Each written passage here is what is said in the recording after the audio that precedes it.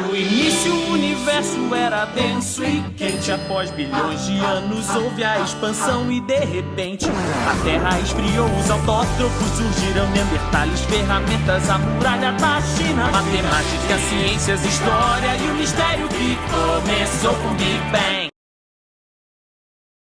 Fala, povo mais bonito desse Brasil, tudo bem com vocês? Pessoal do sexto ano, hoje nessa aula nós vamos falar sobre a China, a importância da China, a grandiosidade da China, que tem o tamanho de um continente. A China é muito grande, né? Então nós vamos ver as dinastias que surgiram na China, as grandes obras que foram feitas, beleza? Pessoal, lembrando sempre do nosso canal, que é o Linkado, estamos juntos conectados, beleza? Então se inscreve lá, quem não se inscreveu, compartilha o nosso canal com o papai, com a mãe, com o colega, aquele que tiver curiosidade também de ter uma aula diferente e interessante, beleza? Então nós vamos começar agora China. Prepare-se para essa viagem que é de outro mundo, a China antiga. Nós estamos vendo aqui algumas obras, algumas esculturas, a parte de religiosidade, de escrita. Nós vamos ver essas curiosidades,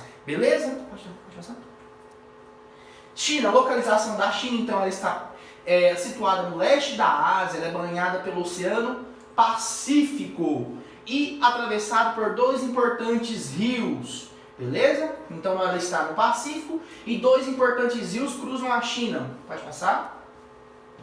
Os chineses, pessoal, eles tinham uma conexão muito forte com a natureza. Ainda tem essa conexão com a força da natureza, né? Então nós vamos observar que os chineses chamavam sua terra de Reino do Meio, por acreditarem que estava no centro do mundo. Esse pensamento fazia com que acreditasse ser o único e verdadeiramente civilizado. O que eu quero falar com vocês? Primeiro, eu disse que eles tem muito essa conexão, nós vamos ver um pouquinho na frente.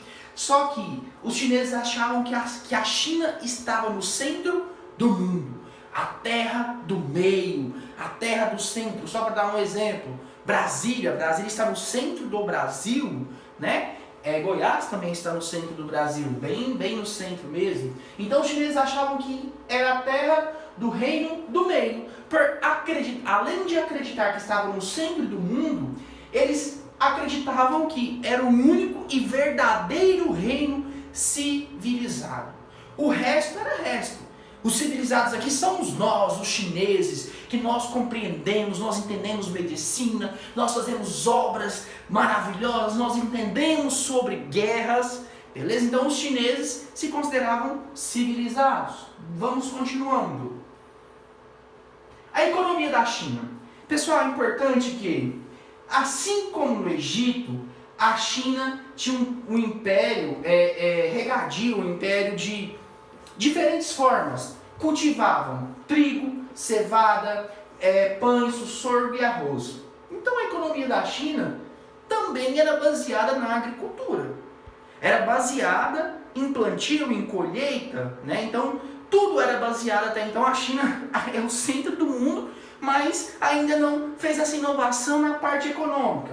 Criaram os diques, represas que foram criadas também na Mesopotâmia e no Egito, para fazer a irrigação. Então, assim como os egípcios fizeram, os chineses também fizeram. Criaram os diques, as irrigações, para fazer as irrigações das partes dos locais que não tinham água, que era mais seco. E eles se dedicavam também à produção de cerâmica e cerâmica sofisticada, chamada porcelana.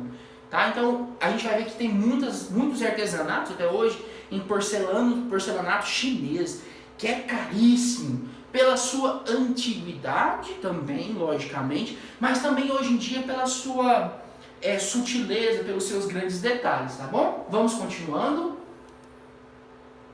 Eles continuam.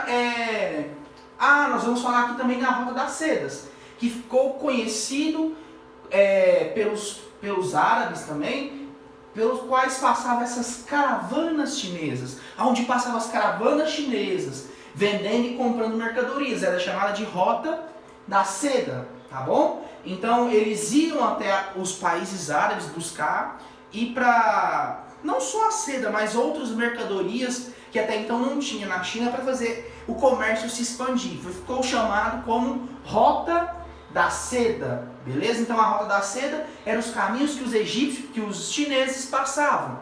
Vamos continuando. Tá. Pessoal, no século IV, os chineses tinham uma unidade cultural, mas não na unidade política. Então nós vamos falar de política, tá bom? Nessa unidade cultural, todo mundo acreditava na mesma, tinha a mesma cultura, seguia certinho, mas a política era um pouco conturbada. Ela era conturbadinha, estava dividida em diversos reinos, esses reinos viviam em guerras. Exemplo, o reino X vivia em guerra com o reino Y porque não concordava com a política do outro. Porque o outro simplesmente acreditava que plantar algodão era errado. Então os reinos eles entravam em guerra, eles não respeitavam as suas políticas. Vamos dizer que um reino, por exemplo, para os dias de hoje, a gente vê muito nos Estados Unidos, algumas leis, alguns lugares algo é permitido e outros estados, no próprio Estados Unidos, não é permitido. Então, lá, quando eles não aceitavam esse tipo de política, as guerras aconteciam. Esse período da China, da história, ficou conhecido como período dos reinos guerreiros, tá bom? Os principais eram Qin, Chao, Shu, Xin, Han, Wei, Wen.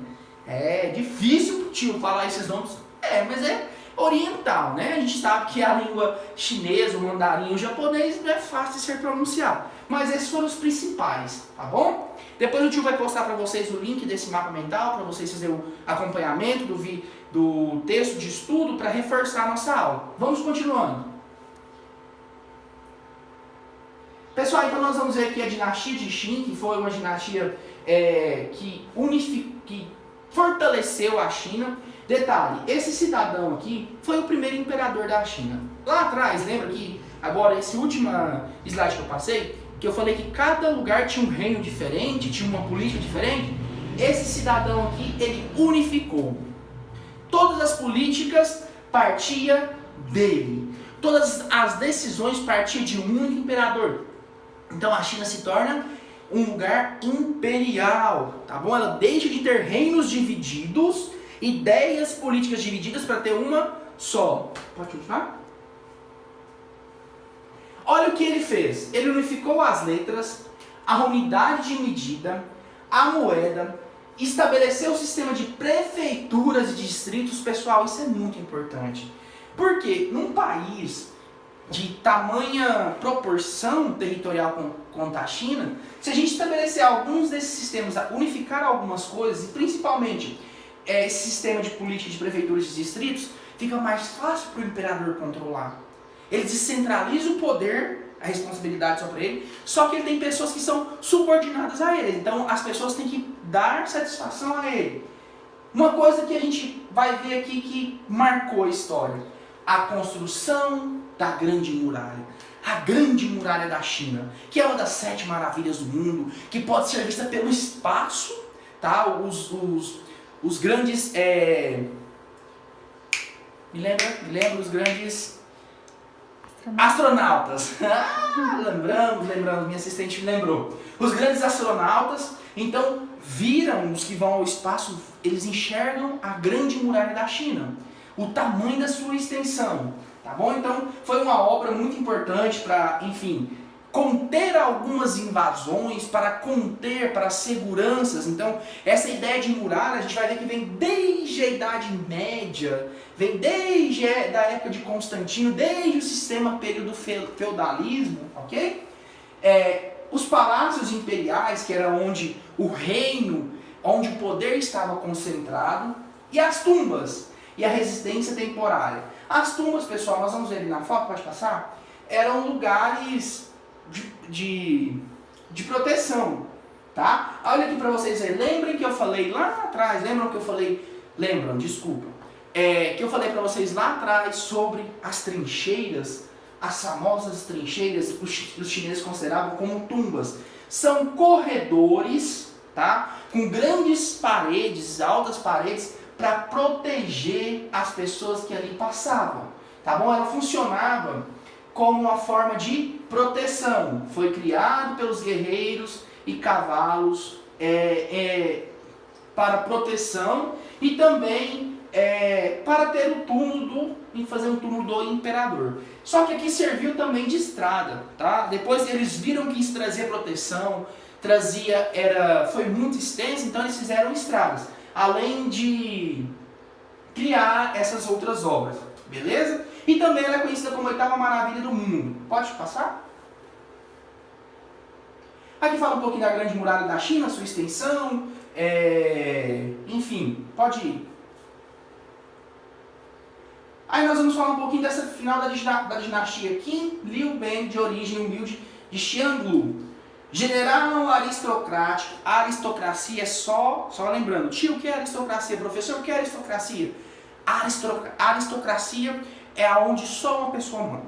Ele não precisa de opiniões de ninguém. O Brasil é uma democracia, tá? Democracia direta, porque nós temos o poder de escolher o executivo, governador, prefeito e presidente. Aqui, pessoal, era uma aristocracia. O imperador mandava em todo mundo. Estava no cume, no topo da pirâmide social, tá bom? Depois de algumas batalhas, nós vamos ver que criou uma outra dinastia, a dinastia do Han, que foi no ano de 206 a.C. A China oficialmente transformou-se em um estado confucionista. Nós vamos falar um pouquinho de Confúcio lá na frente. E progrediu em questões internas, agricultura, artesanato, comércio, e a população chegou a 55 milhões de pessoas. Naquela época era muita gente. Para a qualidade de vida, para a estrutura das cidades, eram muitas pessoas, tá bom? Então nós vamos ver que a dinastia de Han fez a China explodir, cresceu, fortaleceu-se. Pode passar? Aqui nós vamos ver como era composta a sociedade chinesa. Embaixo, pequenos números de escravos, camponeses, funcionários do governo, comerciantes, artesãos, lá em cima. Os proprietários de terras, os grandes comerciantes, empresários manufatureiros e no topo da pirâmide a família imperial. Ok? Pode ir. Pessoal, religião. Eu falei para vocês lá atrás que os chineses eles eram muito ligados à força da natureza. Okay? Então, eles davam muita importância a esses elementos da natureza. Os chineses adoravam a força da natureza e os deuses celestiais. Então, os chineses eram povos politeístas. E esse politeísmo, ele transcendeu para os dias de hoje. Tá? Os chineses ainda valorizam muito essas forças místicas da natureza. Então, aqui eles adoravam as forças e os deuses celestiais. Então, politeísmo. Pode passar? Pode passar. Confucionismo. Lembra que eu falei de Confúcio lá, que ele ganhou importância? Confúcio foi um filósofo, um importante filósofo chinês, pregava rígidos valores morais, baseados. Quais eram as bases nele? No culto aos ancestrais, obediência aos pais, respeito às antigas tradições, lealdade, submissão à lei e à autoridade, responsabilidade social das classes privilegiadas. Tá bom? Essas seriam algumas das ideias, valores que Confúcio pregava. Então, isso fortaleceu o império, porque as pessoas se tornavam mais obedientes. Não só aos pais, mas ao império. Porque para a pessoa ser reconhecida, ela tinha que ser um bom cidadão. Eu obedeço, sou bem visto, um bom filho, um bom colaborador para o Estado. Pessoal, então aqui nós vamos ver que o confucionismo cresceu muito na China. A dimensão, a proporção das ideias desse cidadãozinho aqui, desse filósofo chinês, a gente não vê muito falar em filósofo chinês, cresceu muito, tá bom? Pode passar? Interessante, pessoal, aqui para finalizar então a aula, nós vamos falar um pouquinho sobre o budismo. Tá? É o último. O budismo, pessoal, é uma religião que tem até hoje na China. A tradição atribui a introdução do budismo na China pelo imperador Han Mingtin. O budismo só se espalhou na China nos séculos 5 e 6, com o apoio da dinastia Wei e Tang. Durante esse período, estabelecem-se na China escolas budistas de origem indiana, ao mesmo tempo que se desenvolve escolas próprias chinesas. Então o budismo é uma grande religião da China que também envolve essas forças da natureza, os mistérios, enfim, ok? Pessoal, então nós finalizamos aqui com a aula da China. Eu espero que vocês tenham entendido. E o próximo e último assunto desse capítulo é a Índia, né? Então a Índia também, que é um grande país, que nós vamos ver que são culturas, já começam a ser culturas diferentes, modos de vida diferentes, tá bom? Mas isso aí nós vamos chegar lá, beleza? Pessoal, eu espero que vocês tenham gostado. Fiquem com Deus. Um grande abraço, um beijo no coração e até a próxima. Valeu!